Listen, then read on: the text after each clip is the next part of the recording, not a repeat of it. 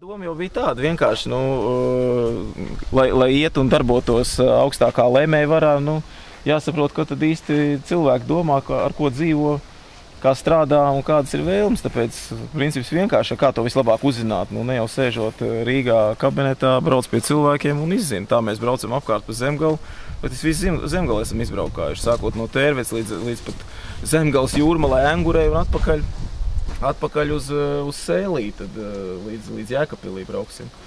Tā satiekam krietnes cilvēkus, saimniekus, kultūras cilvēkus un uzzinām, kādas ir sajūtas, ko sastrādājuši labu, kādu nākotnes plānu.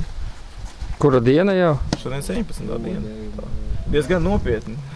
Cik ilgi plānojat braukt? Vēl 5 dienas. Šodien skaitot 6 dienas. 22 kopā būs Jēkabpilī finišēs.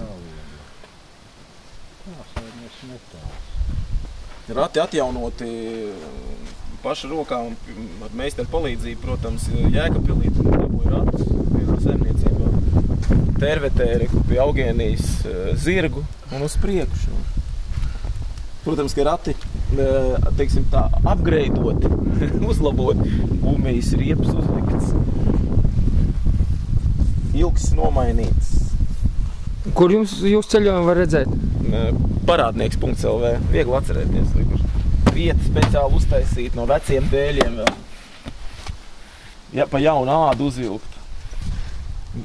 Galvenais, ka tā lādes jau, tā ir tāda.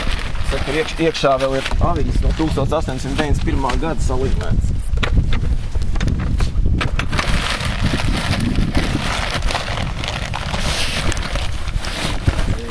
Pučiets, jā, no Augēna.